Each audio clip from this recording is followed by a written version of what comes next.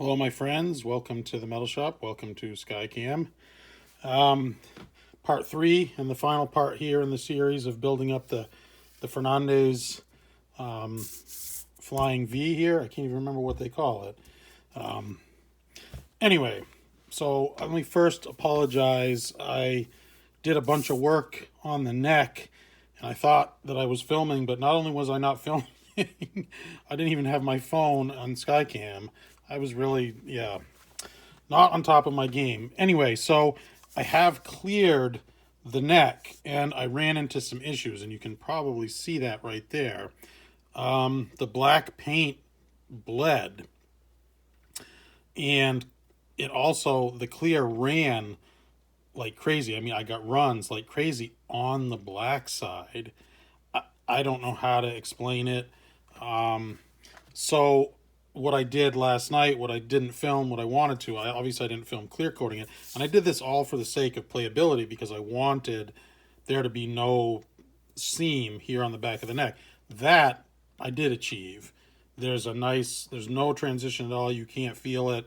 It's very nice. But again, I did get the bleed out, and look there. So this is an indication of how thin your paint on the edges is, because this is a very thick coat of the black, heavy wet coat, just one, but also multiple clear coats. And when I wet sanded, I went right through to the original paint like it was nothing. Here as well on the tuner, you're never going to see this, so it doesn't really matter. You know, the tuners and the retainer bar, the Floyd Rose clamp are all going to kind of take away from you noticing the defects in the paint. Very hard to see. I'm trying to get that in the light. Yeah, you can see some of the runs there. So what I did was I got multiple coats of clear, and another thing, I used the Stu Mac clear versus the Re-Ranch black. They're both nitrocellulose lacquer, so I'm not sure if they're incompatible or what, but it is what it is. So I got bunch of wet dry sandpaper. I had some old stuff here, and this is just it's actually an old like a takeout container for water. I bought this set here off Amazon. It was relatively cheap. I want to say $12 or $13. 50 sheets of all the various different grits of wet dry. And if you have enough clear, obviously I did, to knock the runs, I started with 400, a little bit too aggressive. So you're going to go 6, 8, 1,000, 12, 15, and you can stop where you want. You can go up to 3,000 grit. I think I stopped at 1,200, and then I just polished it by hand. Does it look perfect? Not even close. But what it does look like is a 30-year-old headstock that's been polished and has swirl marks and has whatever else. And I kind of like this here, where we have the it's a little bit relic there, and is what it is. So anyway, what I'm going to do now is we'll go to the time lapse, because this is going to take a while, and I'm going to peel the tape here. I'm going to peel the tape from the inside of the cavity here, which I find extremely satisfying, and we're going to build up this guitar. It is getting all black hardware except for the Floyd. I'm going to do a chrome Floyd, a real Floyd. Even though this is going to be a wall hanger, I'm like, this nice real Floyd can sit on my workbench, or it can sit in this guitar if I need it. I'll take it out of the guitar. We'll see if this block is going to work. That's a 42 millimeter big block. It might even be too long, even though this is non-recessed.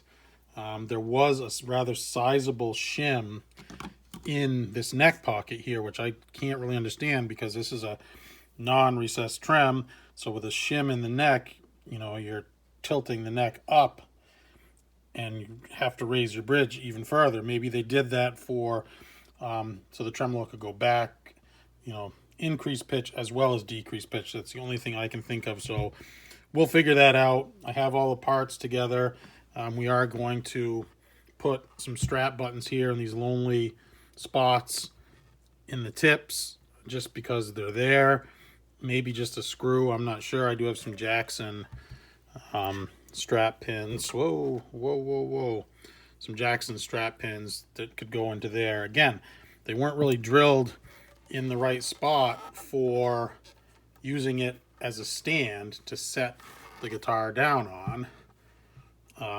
I guess maybe they were. Maybe when you put it there on the angle like that, it provides a nice flat plane for the guitar to stand up on its own. Anyway, let's get to that time lapse. Again, can't stress enough. Your edges are super thin. I mean, that's probably 7 coats that I scun right through like it was nothing. So again, just do your wet sanding, and then you good buffing compound. I did it by hand. You can use a machine. I wasn't going to use a machine here. The finish was much too thin. So yeah. Anyways, on to the time lapse. Let's build a flying V.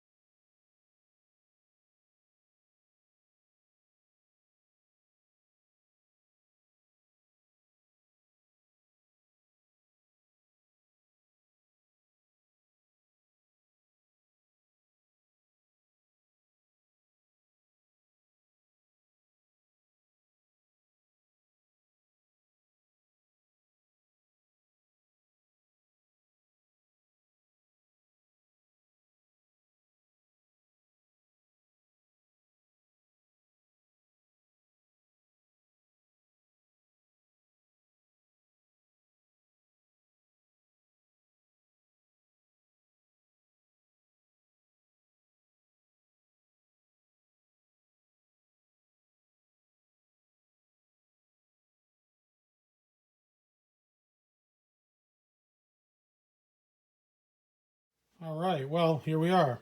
So what was probably a minute for you was about 5 hours of work for me. I did run into a handful of issues, Floyd related, believe it or not. This didn't have a real Floyd Rose on it. This had some kind of Japanese manufacturer copy of a Floyd, and the name escapes me, but they manufactured some of the very first ones for Floyd Rose, and I believe Eddie Van Halen had some of them, but that's what this would have had originally. So some things were a little bit out of whack. Going to be tough to see here. The nut it sits up a little bit too high here. And if we press here on the 3rd fret and we tap, I don't know if you can see that, we got too much space in there. Not huge, not really the end of the world. I'm going to have to pull that and file it down just a little bit. And that could be my fault for painting there and possibly lifting that up. Something else that'll be tough to see, and move the tuner out of the way. See if we can't move this without dropping it. Can you see, look down the string tree. Do you see how those screws look like a trapezoid? The holes are too wide for the standard Floyd retainer bar. So I had to kind of cheat. I didn't want to drill new holes or plug. So to cheat the screws, and they're only catching on the very side, and there you can see that they're only catching on the very side of the hole, and they're kind of pinching the hole like that. So that was a bit of an issue there. Oh yes, the other Floyd issue, and this one's on me. Here, can we have a look? Let's see if you can see that. Can you see that sticking out the back? That's a 42 millimeter block, and it's fine. It will work like this. But I'm going to need to get a 37 millimeter block if I want to run a cover.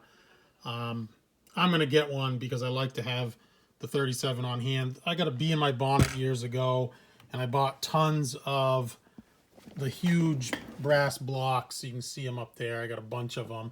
And I bought all 42 millimeters because almost all my Floyds are top mounted. But if you're flush mount like this, the Eddie Van Halen style flush mount, you want the 37.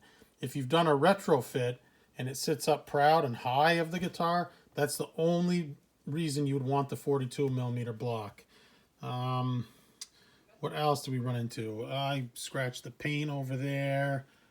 Do you ever have a plan when you're doing something like this? You're doing a build, and then somewhere midstream you kind of deviate, and when you're done you realize, I shouldn't have done that. And I did that very thing.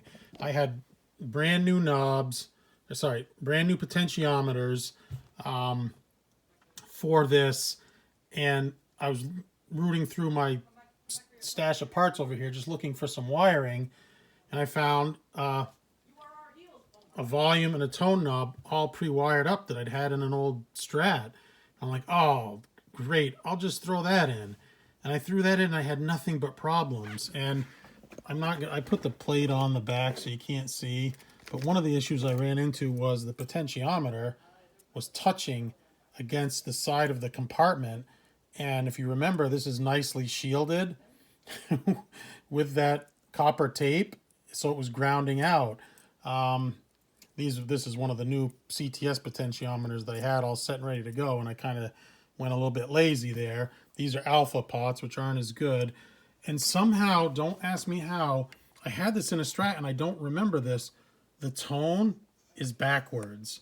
So what is normally all the way off is your high treble tone, and all the way down is your most bass tone. And I could see now what I had done, but for the life of me, I can't remember it being like that when it was in the Strat. Did tune up relatively well. The action's not too bad. I did not use this gigantic shim that was in there, and the only thing I can think of is why they would have had this huge plastic shim, and it's thick, is that they wanted to lift the Floyd up a little bit so that they could get some increase in pitch, raising the pitch as well as decreasing it. I prefer this for tuning stability. But overall, you know, I will get to a playing demonstration in another video once I get, and I really wanted to string it up. I didn't have a 37 millimeter block on hand, or I would have torn that apart. And just on that, and I do have to take off that nut, and just when I thought, oh, that was the other thing I guess I didn't even realize, I must have known this in the back of my mind. When you're doing a through the neck bolts for the Floyd, there's two different size screws, and the ones I had were clearly too small, and I was like, what is happening? And I real quick went in my parts bin, which thankfully I have, and I'm like, oh, there's a longer size, and the longer size just barely caught with a handful of threads. Thankfully, this is good German steel, and no issues there with it catching and drawing tight. But I am going to need to remove that and file that, and you guys have seen me do that before. I just use a file and take your time, and it doesn't need much. I mean, like I said, it probably needs to have the layer of paint and clear that I put on there myself removed. But action's good, and I've got it plays all the way up the neck. You know, the paint job, when you get up close to it, it's amateurish at best. But like you said, you can't feel it on the back of the neck. This is going to be a wall hanger, unless it sounds like the most amazing guitar I've ever owned and played, which is doubtful. Duncan designed pickups. The nicest thing on this is this real German Floyd, and quite honestly, like I said, this is as good a place as any to store it versus in the Floyd graveyard over there on my workbench. So anyway, that's the final video in the Schenker V build. As always, I truly appreciate your support. I think I covered this, but yeah, the StewMac freehand holder, huge learning curve there. You saw I had the paint bleed, and spinning the guitar to paint it, the paint would run, and yeah, there's a big learning curve there. So bear that in mind. If you're faithful and you've watched the series, the one I labeled StewMac freehand holder got hit like 1,000 views fast, and the other parts in the series haven't even broken 100. So kind of disappointing, but is what it is. So as always, my friends, like I said, truly do appreciate your support. Thanks for tuning into my channel. If you're new, please hit subscribe. Check out tons of good content there. Hit me up in the comments. Still reply to review and reply to all my comments, every single one. And give me that thumbs up. Helps the algorithm to push my videos and helps me create more content. All right? All right, my friends, take care. Final part of the build of the Michael Rudolf Schenker Flying V. All right, take care. Bye-bye.